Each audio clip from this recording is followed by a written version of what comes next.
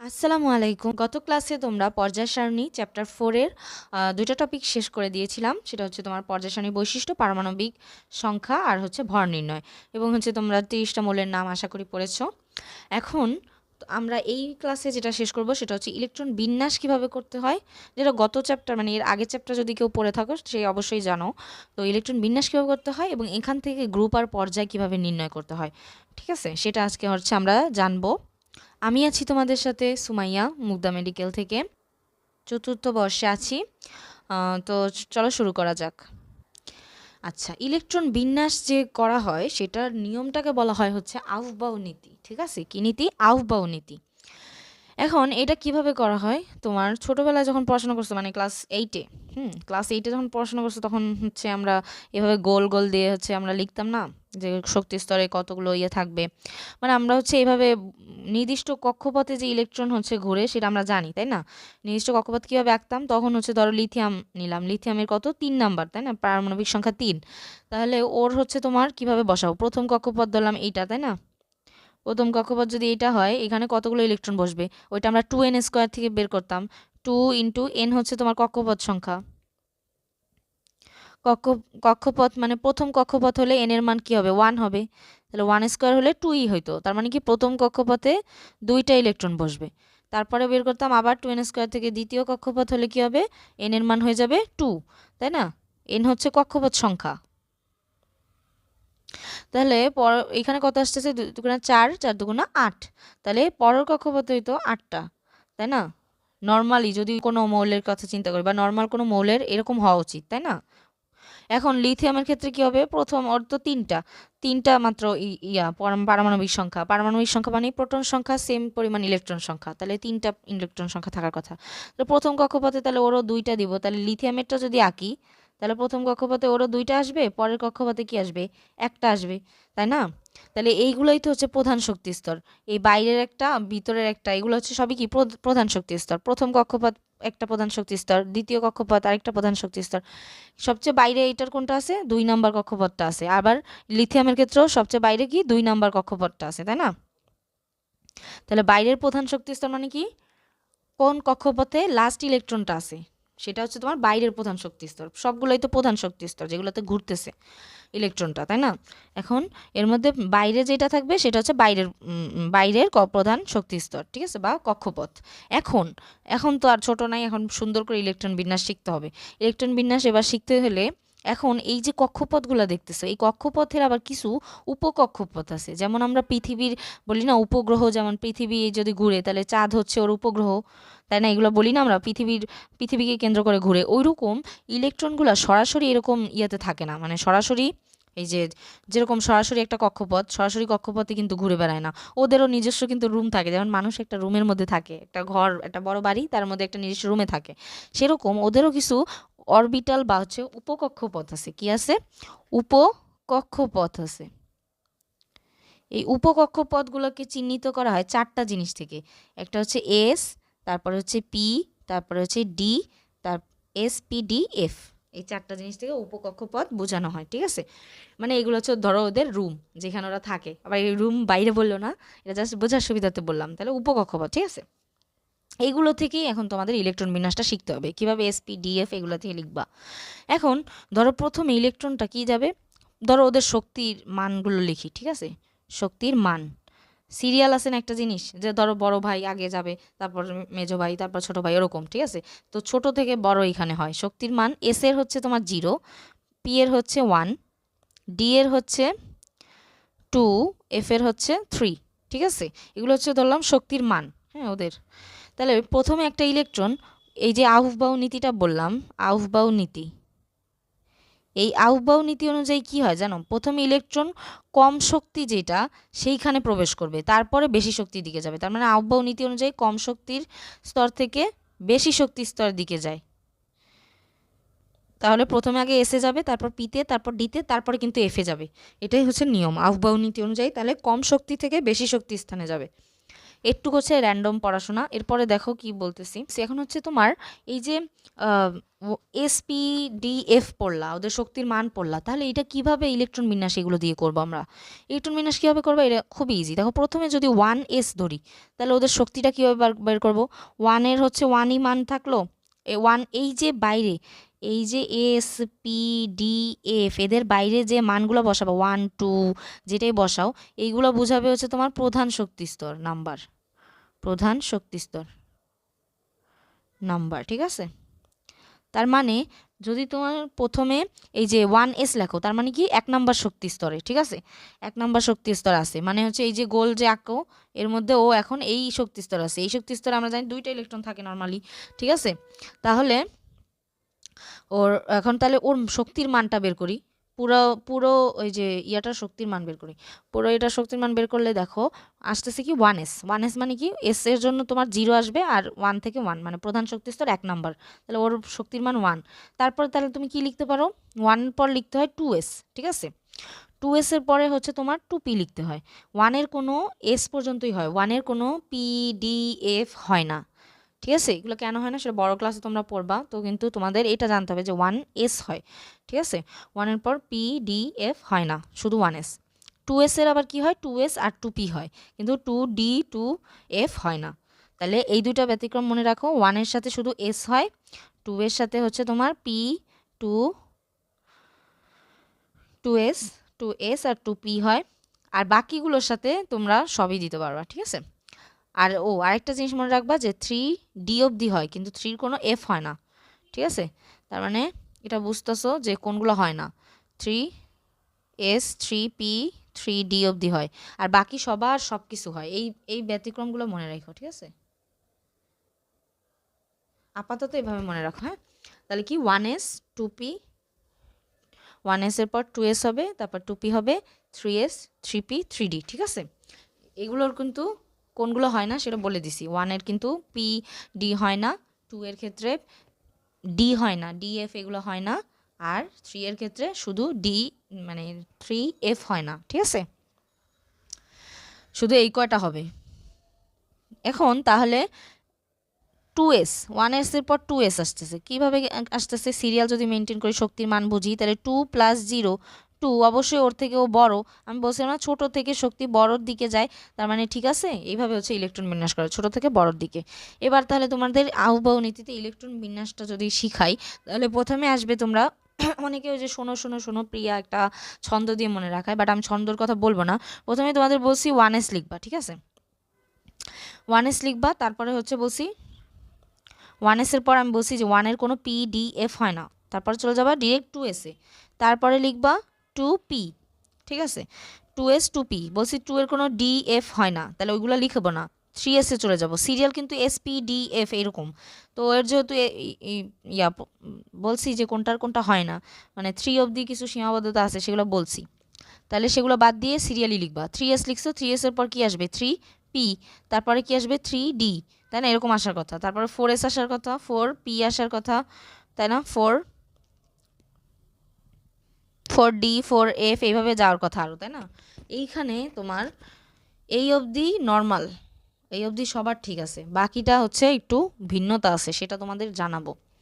এখন তোমার আরেকটা নর্মাল জিনিস জানা লাগবে, তাহলে একটু বুঝতে পারছো যে 1s হবে, তারপরে কি কোনো 1-এর কোনো পি ডি এফ নাই, বারবার বলতেছি কারণ যাতে মনে থাকে। আর তাহলে 1-এর কোনো কি নাই, পি ডি এফ নাই। 2-এর কি নাই, এই যে লিখে দিচ্ছি, 2-এর হচ্ছে তোমার ডি এফ নাই। তারপরে 3-এর কি নাই, 3-এর হচ্ছে তোমার শুধু এফ নাই। আর বাকি যারা আছে 4 5 6 7 অবধি পাবা, 6 7 8 তাদের হচ্ছে 6 7 অবধি পাবা, সব আছে, ঠিক আছে? এবার এবার দেখো তাহলে সিরিয়াল অনুযায়ী সাজাইলা।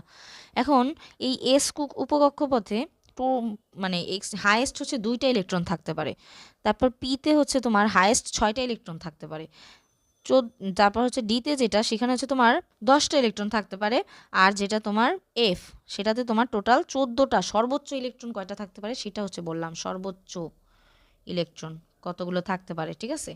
এখন আসো তাহলে আহ্বায়ক নীতি অনুযায়ী কীভাবে আমরা ইলেকট্রন বিন্যাসটা করব সেটা দেখি। এই যে তোমারে বললাম যে এই 3p অবধি সবার সেম, ঠিক আছে? 1s, তারপর 2s 2p, 3s 3p, এই অবধি গেলাম, ঠিক আছে। এরপর তোমার 3D না এসে দেখো আগে আসবে 4S। কেন এই চেঞ্জটা আসছে?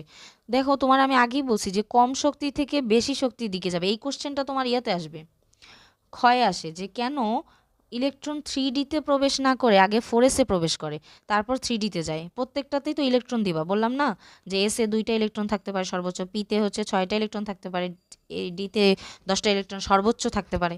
তো ইলেকট্রনগুলো উপরে বসাইতে হয়, ঠিক আছে, উপরে বসাবা, ঠিক আছে। এখন তোমার যেটা বললাম সেটা হচ্ছে কেন ওই আগে ইলেকট্রন এই 4Sে প্রবেশ করতেছে 3Dতে না করে। এটার কারণ হচ্ছে কম শক্তি থেকে বেশি শক্তির দিকে যায়, আমরা বলছিলাম। তাহলে কম শক্তি কেন? কারণ যদি তুমি 4Sে আসো, 4Sের শক্তির মান কত দেখো, 4 প্লাস 0, তাহলে 4। আর 3Dর শক্তি কত? 3 হচ্ছে 3 প্লাস ডি এর মান কত বলছিলাম? 2। 2 মানে 5, তাহলে 3Dর শক্তি বেশি। সিরিয়ালি আমরা 3D লেখা 4S লেখার কথা ছিল, কিন্তু দেখতেছি শক্তির দিক থেকে 3D বেশি, 4S কম। তাহলে কমেরটা আগে যাবে ইলেকট্রন কম শক্তি স্তরে, তারপরে যাবে বেশি মানের শক্তি স্তরে। তার জন্য আগে 4S আসে, তারপর 3D আসে। তো এই কোশ্চেনটা বেশিরভাগ ক্ষয়ে আসে, যে কেন কেন ইলেকট্রন 4Sে আগে প্রবেশ করলো 3Dতে না করে, ঠিক আছে। এই কোশ্চেনটা ক্ষয়ে অনেক অনেক অনেক আসে। হ্যাঁ, এটা তোমার যেমন 4S 3D দিয়ে বললাম, এটা অন্য আরও কোনো এক্সাম্পল দিয়ে জিজ্ঞেস করতে পারে, যেমন ক্রোমিয়াম বা অন্য কোনো ইলেকট্রন বিন্যাস দিয়ে সেটা বুঝাইতে বলতে পারে। সেটা ইলেকট্রন বিন্যাস করে দেন বুঝাবা। এবার আসলে ইলেকট্রন বিন্যাসটা কীভাবে করবো।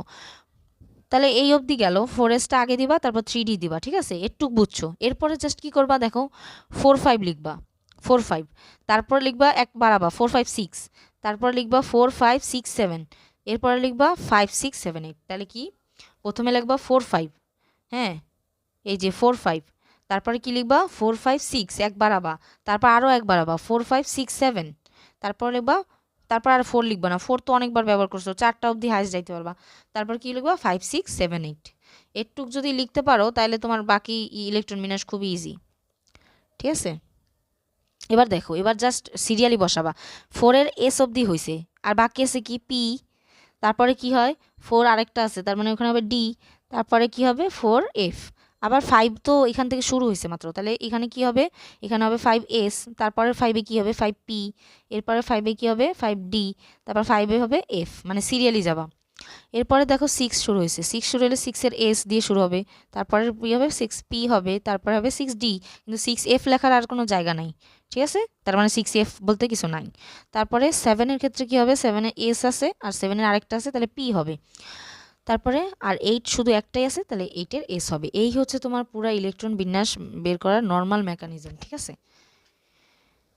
এখন এই হচ্ছে তোমার, এটা মনে রাখার মনে হয় সবচেয়ে সহজ টেকনিক। প্রথমে তোমার 3D অবধি এমনি পারলা, তারপরে কি করবা 4 5 4 5 6 4 5 6 7 5 6 7 8, তারপর জাস্ট SP DF এরকম সিরিয়ালি বসাবা। বসানোর পর এখন আসো একটা ইলেকট্রন বিন্যাস করে দেখি। যেমন হচ্ছে তোমার প্রথমে ইজি একটা করি, যেমন হচ্ছে তোমার অ্যালুমিনিয়াম। অ্যালুমিনিয়াম কত, 13 নাম্বার, তাই না, 13 পারমাণবিক সংখ্যা।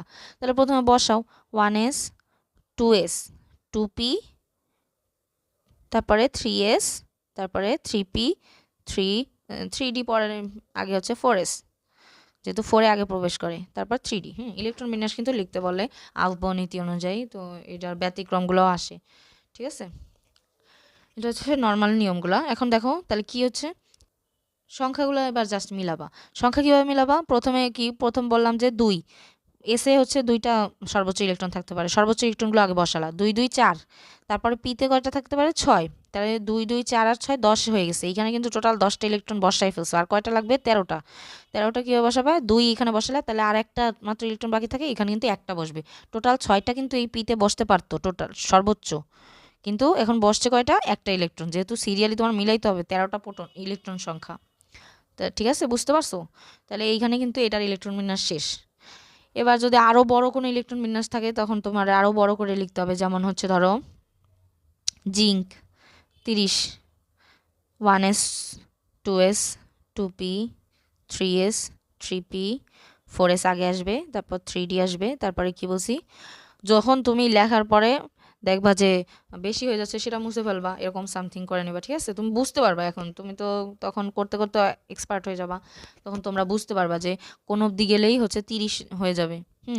তারপরে হচ্ছে 4s গেল 4p, তাই না? 4 5 বলছিলাম, 5s, তারপরে 4 5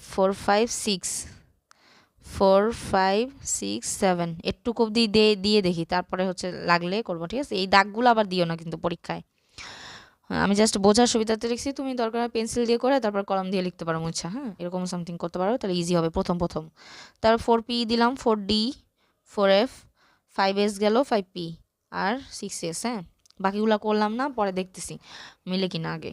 ধরো 2 2 4 আর 6 10, 2 দিলাম 12, 12 আর 6 কত? 18, 18 আর 2 কত? 20 হয়ে গেছে। তোমার লাগবে আরও 10। তাহলে এখানে কিন্তু 3D-তে ডি এর সর্বোচ্চ সংখ্যাই কিন্তু 10। তাহলে দেখো তোমার 3D-তেই হয়ে গেছে 30। তাহলে তোমার আর কি বাকি ইলেকট্রন বিন্যাসগুলো করা লাগবে? ওই যে 4 5 4 5 6 7 দরকার নাই এখানে। তাহলে এটুকুই এর ইলেকট্রন বিন্যাস হয়ে যাইতেছে। যদি আরও বড় কোনো সংখ্যা দেয় তখন কিন্তু ওই 4 5 4 5 ওগুলোকেও তোমার বসাইতে হবে, ঠিক আছে? ওইখানেও তোমার ওই যে আসতে পারে যে কেন এইটাতে প্রবেশ না করে ধরো তোমার ওই যে 4p এর পরে যে আমরা 5s দেই, এটাও তোমার আসতে পারে যে কেন 4p-তে আগে 4p-তে যাওয়ার পর 4d-তে না যে 5s-এ কেন আগে গেছে। ওই একই শক্তির মান দিয়ে তোমরা তুলনা করে দেখাবা যে আউফবাউ নীতি অনুযায়ী ইলেকট্রন হচ্ছে কম শক্তির স্তর থেকে বেশি শক্তির স্তরের দিকে যায়, তাই না? তাহলে কম শক্তির স্তর কোনটা? যেটা হচ্ছে তোমার 5s হচ্ছে তোমার কম শক্তির স্তর, তাই আগে এটাতে যাবে, তারপর 4d-তে যাবে, এরকম সামথিং, ঠিক আছে? এগুলো বুঝছো আশা করি। কিভাবে ক্ষয়ের কোশ্চেনটা লিখবা এটা তোমার বইয়েও আছে, আগের অধ্যায়ে যদি যাও তাহলে ওখানেও পাবা। তারপর আমি নোট দিয়ে দিব পরে। আচ্ছা, এবার হচ্ছে তোমার এবার একটা ব্যতিক্রম ইলেকট্রন বিন্যাস দেখি, যেমন হচ্ছে কপারের ক্ষেত্রে কি আছে? কপার হচ্ছে তোমার 29, আরেকটা ব্যতিক্রম আছে হচ্ছে ক্রোমিয়াম 24। এই দুটো আসলে কেন ব্যতিক্রম বললাম? 1s 2s 2p 3s 3p 4s 3d দিলা, ঠিক আছে? 1s 2s 2p 3s 3p 4s 3d। এখন ওই যে 2 2 করে দিলা, 6 2, তারপর আছে এখানেও 6, কত হলো এখানে টোটাল? 2 2 4 6 10 10 12 18 আর 2 20। এখন এইখানে কিন্তু 9 এসে পড়তেছে, ঠিক আছে? 3d 9 আসতেছে। আর এইখানে কত আসতেছে? ওই একইভাবে যদি দেই, দেখো এখানে যদি 2 দেই এখানে আসবে 3d। এখন ইলেকট্রন বিন্যাসের ওই আউফবাউ নীতিতে একটা ব্যতিক্রম আছে, সেটা কি জানো? ব্যতিক্রম হচ্ছে যদি কোনো ডি কক্ষপথ, যেটা, হ্যাঁ, ডি কক্ষপথটা হচ্ছে টোটাল পরিপূর্ণ হবে যদি 10টা ইলেকট্রন থাকে, তাই না? এটা 10টা ইলেকট্রন থাকলে তো স্থিতিশীল হবে, স্থিতিশীল, তাই না? স্থিতিশীল হবে। কিন্তু যদি এই ডিতে একটা ইলেকট্রনের কারণে একটা ইলেকট্রন না থাকে, ঠিক আছে? একটা ইলেকট্রন তোমার মানে ধরো একটা অনেক টাকা আছে, ঠিক আছে? এখন তুমি 1 টাকার জন্য একটা জিনিস স্বপ্নতে গেলা, কিছু একটা কিনবা, তো 1 টাকার অভাবে ধরো, ঠিক আছে, ওই জিনিসটা কিনতে পারলা না। এখন তাহলে কি তোমার মধ্যে অস্থিতিশীলতা কাজ করবে না? সেরকম এখানে 10টা ইলেকট্রন এলেই ও সর্বোচ্চ ইলেকট্রন ভরে যাইতেছে, মানে সর্বোচ্চ ইলেকট্রন নিয়ে কক্ষপথটা স্থিতিশীল হয়ে যাইতেছে। সবাই তো চায় স্থিতিশীলতা অর্জন করতে, তাই না? যখন দেখতেছে যে 9টা, মাত্র একটার কারণে ওর ইয়ে হচ্ছে, তখনই কিন্তু অস্থিতিশীল হয়ে যায়। তাহলে অপূর্ণ থাকলেও কিন্তু অস্থিতিশীল থাকে, ঠিক আছে? তার মানে অপূর্ণ থাকলেও অস্থিতিশীল হয়ে যায় মানে কক্ষপথ যদি অপূর্ণ থাকে। D4 থাকলেও ও অস্থিতিশীল, কারণ কি? ওই অর্ধপূর্ণ হইতে পারে নাই, তাই না? অপূর্ণ আছে, তার কারণে ও অস্থিতিশীল। এখানে তোমার ক্রোমিয়ামের যে ইলেকট্রন বিন্যাসটা, সেখানে 1s2 2s2 এরকম করে যাওয়ার পরে এখানে 20 অবধি হইলো। 20 হওয়ার পর আর 4 লাগে না, তাহলে 4 দিলাম। এখন যদি 3d4 থাকে, 3d4 থাকলে কি তোমার ওর কাছে তখনও মনে হবে না মানে যে 4 আছে, যদি আর 1 হইতো তাহলে তো আমি অর্ধপূর্ণ হইতে পারতাম। একটা অর্ধপূর্ণ অথবা পরিপূর্ণ হইলে তো মানুষ স্থিতিশীল থাকে, তাই না? অর্ধপূর্ণ বা পরিপূর্ণ হলে কি থাকবে? স্থিতিশীল থাকবে, চুপচাপ থাকবে। এখন যেহেতু ওই অর্ধপূর্ণ হইতে পারতেছে না, আবার দেখা যাচ্ছে অপূর্ণ রয়ে যাচ্ছে 1-এর কারণে, তখন ও অস্থিতিশীল হয়ে যায়। এই দুটো কন্ডিশনে কি হয়ে যায়? অস্থিতিশীল হয়ে যায়। তখন দেখা যায় এই 3d বা 9 3d মানে সরি D9 অথবা D4 অবস্থায় যদি থাকে, তখন ও স্থিতিশীল হওয়ার জন্য হয় অর্ধপূর্ণ হয় আর নাহলে পরিপূর্ণ হয়ে যায়। কিভাবে? ওই আগের থেকে একটা ইলেকট্রন নিয়ে যায়, মানে এই যে ওই আগের থেকে একটা ইলেকট্রন নিয়ে যে ওইখানে যেমন 4s2 ছিল না, এই যে এখানে দেখো কপারে 4s2 ছিল, 4s2 থেকে একটা ইলেকট্রন নিয়ে ও হয়ে যাবে 3d10, 3d9 থেকে 3d10 হয়ে ও স্থিতিশীল হয়ে যায়, আর ও তখন একটা থাকে। ঠিক আছে, তাহলে বাইরের কক্ষপথ তখন স্থিতিশীল থাকে। আবার এইখানে তাহলে তখন কি হবে, এই যে যদি ক্রোমিয়ামের ক্ষেত্রে আসি তাহলে ও অর্ধপূর্ণ হয়ে যায়, আগের জনের থেকে একটা ইলেকট্রন নিয়ে নেয়, তখন হয়ে যায় 4s1। তাহলে এইভাবে ও স্থিতিশীলতা অর্জন করে অর্ধপূর্ণ বা পরিপূর্ণ হয়ে। এই দুইটা কিন্তু ব্যতিক্রম। ঠিক আছে, 3d9 3d4 এরকম যদি থাকে বা d4 d9 যদি থাকে তখন কি হয়, অপূর্ণ থাকায় ইলেকট্রন অস্থিতিশীল, ইলেকট্রন অপূর্ণ থাকায় কি হয়, অস্থিতিশীল অবস্থায় কাজ করে, তাই না, অস্থিতিশীল থাকে মৌলটা। যখন কি হয়, এই ডি অরবিটালে বা ডি কক্ষপথে কি হয়, 10টা ইলেকট্রন হয়ে যায় বা 5টা ইলেকট্রন d5 আকারে থাকে, তখন কি হয়, ও স্থিতিশীল হয়, যেহেতু অর্ধপূর্ণ বা পরিপূর্ণ অবস্থায় আছে।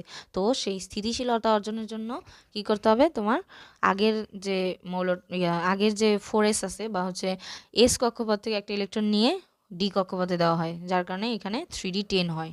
ঠিক আছে, এটাও কিন্তু ক্ষয়ে আসে, ব্যতিক্রম। এটাও আগের চ্যাপ্টারে দেখবা আছে। ঠিক আছে, কেন হচ্ছে তোমার 4s1 হয়ে গেল বা হচ্ছে 3d10 হইলো, এটা আসে। ঠিক আছে, তাহলে বুঝতে পারছো ইলেকট্রন বিন্যাস নিয়ে আশা করি কোনো সমস্যা নাই। এবার আসো ইলেকট্রন বিন্যাস থেকে কিভাবে গ্রুপ আর পর্যায় নির্ণয় করতে হয়। ঠিক আছে, প্রথমে আসো ইলেকট্রন বিন্যাস যে শেখা হয়ে গেল, এখন তোমরা ইলেকট্রন বিন্যাস আশা করি পারবা। তো কয়েকটা ইলেকট্রন বিন্যাস SW দিব, দেখি পরে গ্রুপ পর্যায় সহ লিখে নোট করে দিবে, হ্যাঁ, গ্রুপে পোস্ট করবে।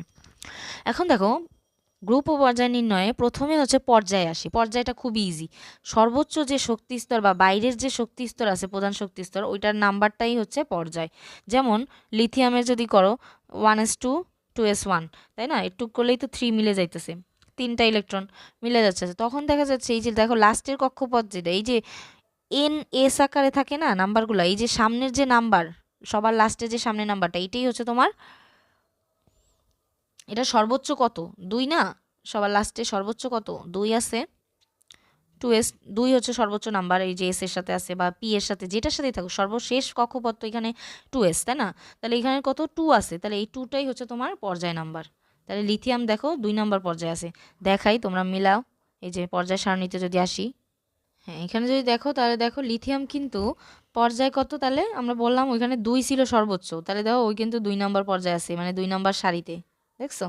তাহলে এবার এইভাবে হচ্ছে তোমরা পর্যায় নির্ণয় করতে পারবা। ঠিক আছে, বুঝতে পারছো আশা করি। এবার আসো দেখো,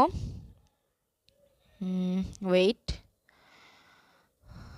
হ্যাঁ, এবার দেখো তাহলে ম্যাগনেসিয়াম কি 12, তাই না, ম্যাগনেসিয়াম তো 12 ইলেকট্রন, 12টা ইলেকট্রন, তাহলে 2 2 দিলা 4 6 12, তাই না। এখন তাহলে সর্বশেষ এই যে কত 3s কক্ষপথটা আছে, তাই না, তাহলে কক্ষপথের নাম্বার কত, 3 নাম্বার কক্ষপথেও আছে সর্বোচ্চ, তাহলে বাইরের কক্ষপথ নাম্বার কত, 3, তাহলে ও কিন্তু 3 নাম্বার পর্যায়ে আছে। তাহলে এইভাবে তোমরা সিলিকনেরটা বের করে আমাকে দিবা ইলেকট্রন বিন্যাস সহ। ঠিক আছে, নোট দিবা গ্রুপে। আচ্ছা, এবার আসো গ্রুপ কিভাবে, এই পর্যায়ে তার মানে কিন্তু খুবই সহজ, সর্বোচ্চ যেই নাম্বারটা আছে, সর্বোচ্চ বাইরের কক্ষপথ নাম্বার, সেটাই কিন্তু পর্যায়। এবার গ্রুপের ক্ষেত্রে রুলস আছে, 3টা রুলস আছে। গ্রুপের ক্ষেত্রে রুলস কি জানো, ওই যে বাইরের যে প্রধান শক্তি স্তরটা বললাম সর্বোচ্চ যেটা, সেটার ক্ষেত্রে যদি শুধুমাত্র এস থাকে ওর সাথে, ঠিক আছে, তাহলে তাহলে তখন কি হবে, উপরের এস এর উপরের যে সংখ্যা মানে ইলেকট্রন সংখ্যাটাই হবে গ্রুপ নাম্বার, মানে এস এর সংখ্যাটাই হবে গ্রুপ নাম্বার, এস এর উপরের যে ইলেকট্রন সংখ্যা। তাহলে কি ম্যাগনেসিয়ামের ক্ষেত্রে যদি আসো দেখো 1s2 2s2 2p6 3s2, তাই না, তাহলে ওর সর্বশেষ কক্ষপথ কোনটা, এই যে বাইরের কক্ষপথ হচ্ছে 3s2।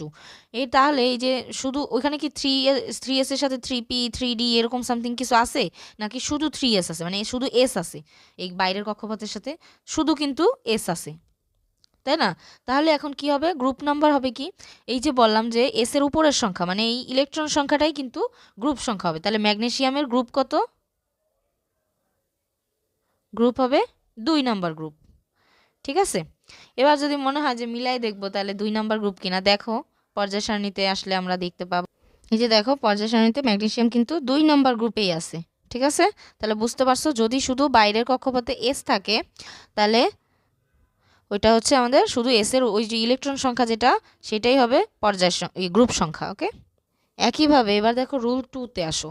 রুল 2 কি হবে, বাইরের প্রধান শক্তি স্তর যদি শুধু এস না থাকা, যদি এস এর সাথে পিও থাকে তখন কি করবা, মানে ধরো 3s 3p 4s 4p এরকম যদি থাকে, ঠিক আছে, বাইরের শক্তি স্তর ধরো এটা, সেটাতে এরকম যদি থাকে তখন কি হবে, যেমন ধরো এখানে যদি এস আর পি থাকে, যেমন অ্যালুমিনিয়ামের ক্ষেত্রে দেখো 13 নম্বর, 13টা হচ্ছে ইলেকট্রন থাকে, তো সাজাইলাম, সাজানোর পর ইলেকট্রন বিন্যাস করার পর দেখতেছি লাস্টের কক্ষপথ কোনটা 3, তাই না, 3 নম্বর কক্ষপথে আছে, 3 নম্বর কক্ষপথে বাইরের শক্তি স্তর হচ্ছে 3, বাইরের শক্তি স্তরে যদি এসও পাচ্ছি আবার পিও পাচ্ছি, তখন কিভাবে আমরা হচ্ছে শক্তি স্তরের গ্রুপ নাম্বার, মানে ওই মৌলটার গ্রুপ কত নাম্বার গ্রুপে আছে সেটা কীভাবে বুঝবো, তখন হচ্ছে আমরা বুঝবো এই এস আর পি এর যে ইলেকট্রন আছে সেটা যোগ করে দিব, সাথে 10 যোগ করব, তাহলে এস আর পি এর ইলেকট্রন যদি যোগ করি এখানে 2 + 1, তার সাথে যদি 10 যোগ করে দেই তাহলে কত আসবে, এটা হচ্ছে 13 আসতেছে, তার মানে ও হচ্ছে 13 নম্বর গ্রুপে থাকবে। একটু পরে তোমাদের দেখাবো যে ওই সত্যি 13 নম্বর গ্রুপে আছে কিনা অ্যালুমিনিয়াম, ঠিক আছে।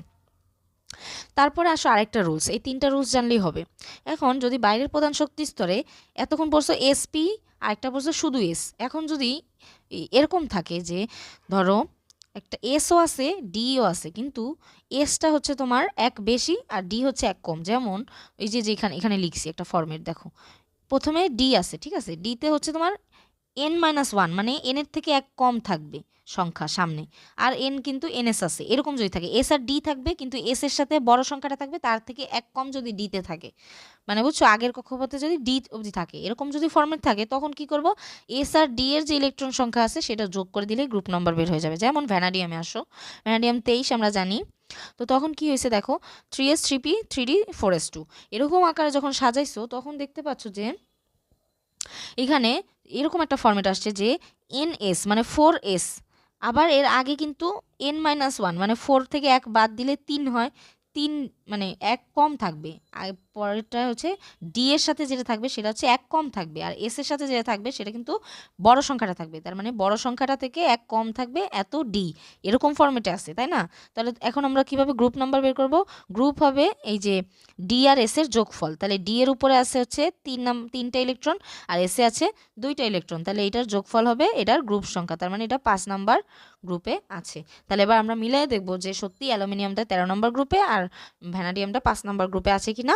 আর তোমাদের এইচডব্লিউ থাকবে এই এই যে এই কয়টা যে আছে ক্রোমিয়াম কপার এদের হচ্ছে আরও যেগুলো লিখছি মৌল সেগুলোর হচ্ছে তোমার গ্রুপ আর পর্যায় এবং ইলেকট্রন বিন্যাস আগে করবা, তারপর গ্রুপ আর পর্যায় নির্ণয় করে আমাকে নোট করে গ্রুপে দিবা, ঠিক আছে। আর এখন তাহলে আমরা দেখাই যে অ্যালুমিনিয়াম সত্যি 13 নম্বর গ্রুপে আর ভ্যানাডিয়াম সত্যি 5 নম্বর গ্রুপে আছে কিনা। না বুঝে থাকলে অবশ্যই বলবা বা বারবার দেখবা ভিডিওটা, ওকে। এই যে দেখো ভ্যানাডিয়ামটা অবশ্যই 5 নম্বর গ্রুপে আছে আর অ্যালুমিনিয়ামটা হচ্ছে দেখো 13 নম্বর গ্রুপে আছে। তাহলে বুঝতে পারছো যে এখান থেকে আমরা অবস্থান নির্ণয় করতে পারবো, কিভাবে আমরা গ্রুপ আর কোন গ্রুপে আছে কোন পর্যায়ে আছে এভাবে আমরা অবস্থান নির্ণয় করতে পারি। এটা অবশ্যই তোমাদের গয়ে আসতে পারে, তো এটা কিন্তু তোমাদের পারতে হবে, খ গ এগুলোতে আসতে পারে। দাঁড়াও একটা পেজ বড় পেজ নিয়ে বুঝাই। যেমন ধরো এখানে তুমি আয়রনের করলা, হ্যাঁ আয়রন হচ্ছে 26, 1s2 2s2 2p6 3s2 3p6 4s2 3d কত আসবে বলো তো, এই অবধি হচ্ছে 20 হয়ে যায়, 20 হওয়ার পর আর 6টা থাকে, তাহলে 6টা আসবে। হ্যাঁ এখন দেখো এরকমভাবে লেখার পর তুমি কি করবা, প্রথমে এইভাবে লিখবা আউফবাউ নীতি অনুযায়ী, লিখার পর এটাকে আবার আবার লিখবা, হ্যাঁ কার একটু মানে তোমার প্রথমে তো তুমি আউফবাউ নীতি অনুযায়ী সুন্দর করে লিখছো যে কোনটা আগে যায় ইলেকট্রন তারপর কোনটা পরে যায়, তাহলে তুমি প্রথমে এই ঘরটা ফিল আপ করে তারপরে কিন্তু ইলেকট্রন এই 3Dর ঘরে গেছে, তাই না। যাওয়ার পরে এখন তুমি নিয়ম মানছো, তখন তুমি 1s2 2s2 মানে 1 2 3টা একদম সিরিয়ালি লিখে দেবা, ঠিক আছে। মানে হচ্ছে সিরিয়ালি লিখলে সুন্দর দেখায়, সুন্দর দেখানোর জন্য এটা লিখলে পরবর্তীতে সুন্দর লাগবে। যেমন 3d6 লিখবা, তারপর হচ্ছে 4s2 লিখবা, এরকম। বা তুমি যে 4 5 যেগুলো শিখাইছি না ওগুলো কিন্তু 4গুলো আগে লিখবা 5গুলো পরে লিখবা, মানে সেকেন্ড সিরিয়ালে, ঠিক আছে। প্রথম সিরিয়ালে তো তুমি আউফবাউ নীতি অনুযায়ী এটা আগে করে নিবা যে কোনটায় আগে ইলেকট্রন ঢুকলো পরে কোনটায় ঢুকলো এটা বোঝার জন্য, করার পরে এইভাবে করার পরে সেকেন্ড লাইনে আবার এইভাবে লিখে দেবা যে সিরিয়ালি লিখে দেবা, ঠিক আছে, ইলেকট্রন বিন্যাসটা যে 3 এরগুলো আগে 4 এরগুলো একসাথে 5 এরগুলো একসাথে, বুঝছো, এসপিডি এরকমভাবে। মানে আমি বুঝাইতে পারছি? যদি এখানে আরও থাকতো, ধরো 4s এর পরে ধরো 5s আছে, তারপর 4p আছে, তারপর মানে ধরো আর কি 5d এরকম আছে, তখন তুমি কি হবে, আগে ইলেকট্রন কোনটায় কোনটায় কতগুলো গেল সেটা আউটবাউ নীতি অনুযায়ী বের করার পর তখন পরে কি করবা, 5s 5p একসাথে লিখবা, আর 4s 4p 4d গুলা একসাথে লিখে দিবা। যেরকম ইলেকট্রন সংখ্যাগুলো বসাইছিলে আউটবাউ নীতি অনুযায়ী সেইগুলোই বসাবা। কথাটা কি বুঝতে পারছো? আচ্ছা,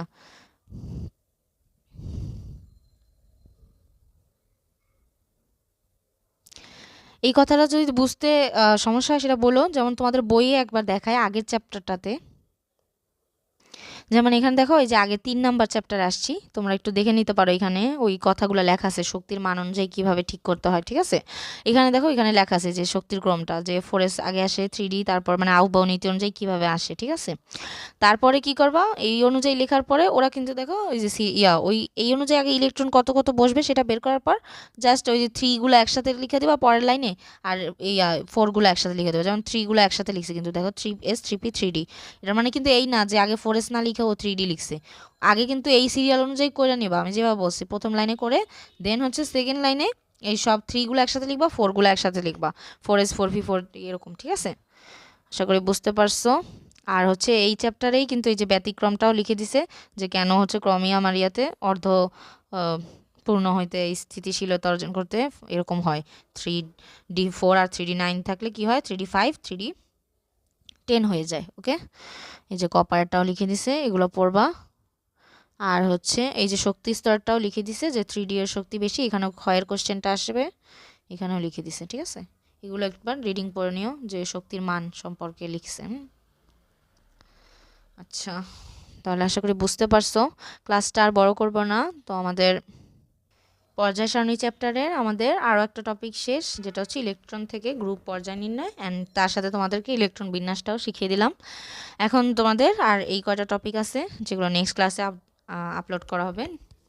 তো ক্লাস কেমন লাগলো, আর নোট অবশ্যই শেয়ার দিবে। আর এরকম যদি আরও বেশি বেশি কোনো চ্যাপ্টারের ভিডিও লাগে বা হচ্ছে কোনো প্রবলেম হয়, অবশ্যই আমাকে জানাবে আর গ্রুপে পোস্ট দিবে, আমি অবশ্যই সলভ করার চেষ্টা করব। আর নেক্সটে বাকি ক্লাসগুলো আপলোড করা হবে। থ্যাংক ইউ সবাইকে এত ধৈর্য নিয়ে ক্লাসটা শোনার জন্য। আল্লাহ হাফেজ।